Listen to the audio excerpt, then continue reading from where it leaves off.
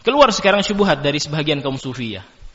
Mereka kaum Wahabi katanya hanya ingin kembali kepada Al-Quran Sunnah, Al-Quran Sunnah, Al-Quran Sunnah. Dikomentari oleh dia, apakah ente sanggup kembali kepada Al-Quran Sunnah?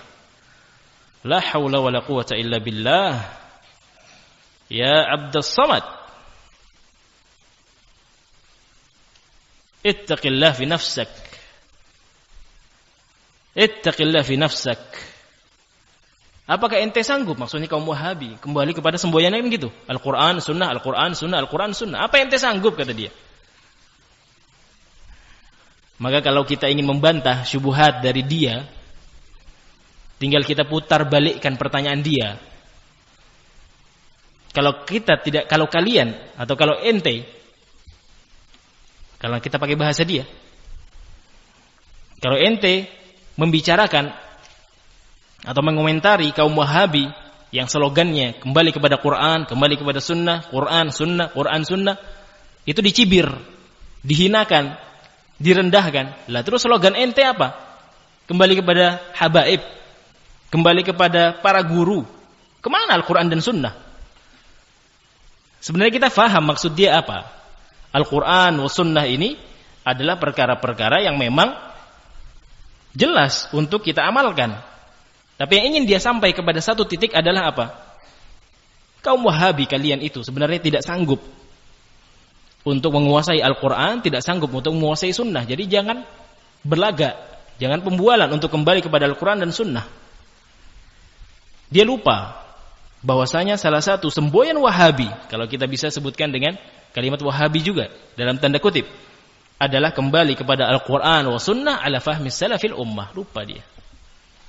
Kita kembali kepada Al-Quran, kembali kepada Sunnah. Pemahaman kita?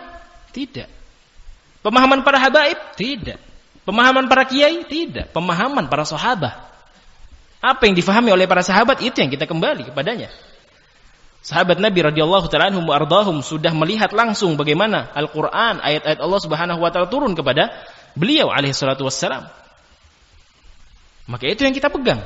Apa tafsiran para sahabat, sehingga kita mengetahui Abdullah bin Abbas sebagai imamul mufassirin, imamnya para ahli tafsir.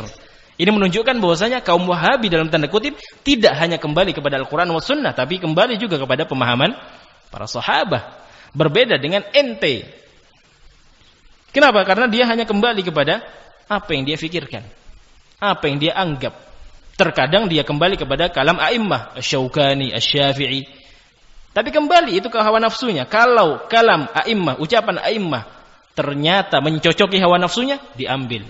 Ini salah satu ciri ahlul bid'ah wal ahwa.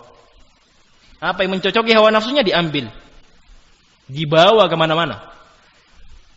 Seperti kata dia, Al-Imam Suyuti memiliki sebuah pendapat, yaitu bolehnya zikir keras-keras, dibawa sudah kemana-mana. Dia datang ke Samarinda, dibawa. Dia datang ke Batam, dibawa. Semuanya ke setiap negara atau ke setiap daerah dari Indonesia.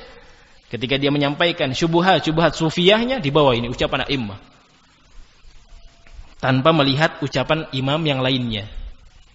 Begitu pula pada kalam-kalam atau ucapan-ucapan yang lainnya dari Imam Syafi'i dan yang selain beliau alaihim rahmatullah. Maka syahidnya adalah apa yang bisa mereka jadikan sebagai dalih, apa yang bisa mereka jadikan sebagai dalih, itu yang dibawa kemana-mana, dan tidak mau melihat kepada ucapan yang lain yang ternyata adalah perkara yang lebih rajih. Kalau dalam urusan zikir keras-keras, bukan masalah kerasnya yang kita perbincangkan, yang kita bahas. Kalau keras, Nabi SAW menjaharkan zikir beliau setelah sholat. Tapi yang kita bahas sekarang berjamaah. Imam memimpin bacaan ayat kursi, kemudian dilanjutkan dengan doa, kemudian dilanjutkan dengan sholawat, kemudian dilanjutkan dengan bersalaman sekeliling masjid, diakhiri dengan Allahumma taqabbal minna wa minkum, atau doa yang semisalnya. Yang seperti ini apakah pernah dilakukan oleh Nabi SAW? Iya, memang nggak pernah. Kan kita ini budaya Indonesia. Ini agama apa budaya? Ini agama ad-din tauqifiyah, sesuai dengan Quran, sesuai dengan Sunnah, nggak bisa dibawa kemana-mana. Kalau memang kalian menganggap itu bukan bahagian dari amalan soleh, sorahah, terang-terangan, ini bukan bahagian dari Islam. Kita hanya melestarikan budaya nenek moyang kita, terang-terangan sampaikan. Sehingga tidak ada muslimin yang tertipu dengan syubhat-syubhat kalian.